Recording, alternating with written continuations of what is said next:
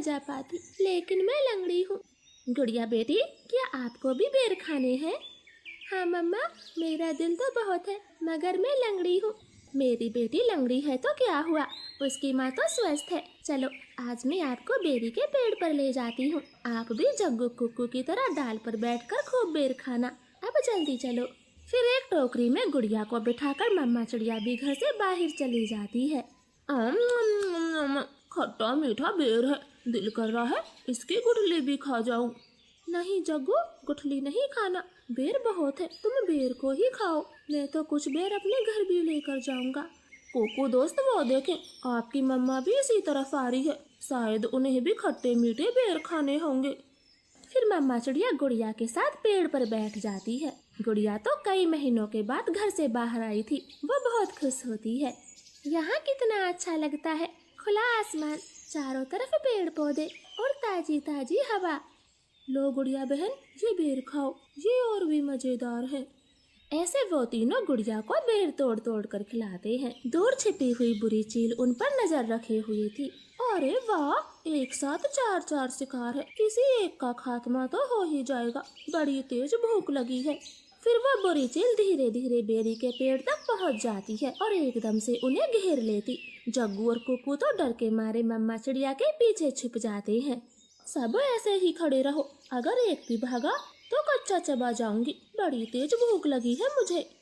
नाना चील जी, हमें जाने दे, हमारी जान बख्श दे, छोटे बच्चों पर रहम करें। नाना चिड़िया, किसी एक को तो अपना शिकार बनाकर ही खाऊंगी।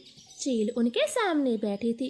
तभी धीरे से जग्गू कौवा कुक्कू के कान में बोलता है, कुक्कू दोस्त, इस चील को गुड़िया को सौंप देते हैं, वैसे भी गुड़िया लंगड़ी है, ये जी कर क्या करेगी, कम से कम हम तीनों की तो जान बचेगी। जग्गू की ये बात सुनकर कुक्कू तुरंत अपनी माँ से बोलता है, मम्मा मम्मा, गुड़िया को यहीं छोड़ दो और चलो यहाँ से, हम अपनी जान बचाते हैं।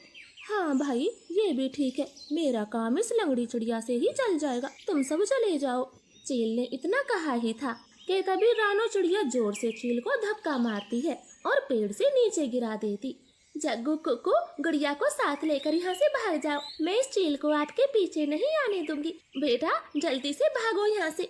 इतना कहकर रानो चील पर हमला कर देती है और जग्गू और कुक्कू टोकरी लेकर वहाँ से भाग जाते हैं। चिड़िया और चील में काफी देर तक लड़ाई होती है और आखिर में चील रानो को जान से मार देती है।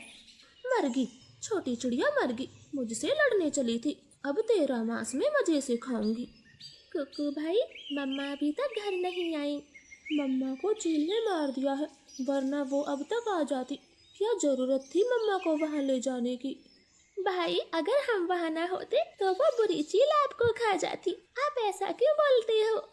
नहीं, हम चील के हाथ कभी ना आते, वो तो तुम साथ में थी, इसलिए मम्मा ने चील से लड़ाई करने की सोची। तुम लंगड़ी थी ना, माँ को तेरी वजह से मरना पड़ा, अब तू ही माँ की हत्यारन है, समझी?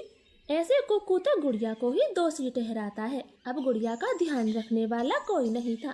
कुक्कू सारे सारे दिन बाहर घूमता फिरता, वो लंगड़ी बहन का बिल्कुल भी ख्याल नहीं रखता, चाहे वो भूखी हो या फिर प्यासी हो। भाई, सुबह से रात हो गई है, आप मेरे लिए कुछ खाने को नहीं लाए?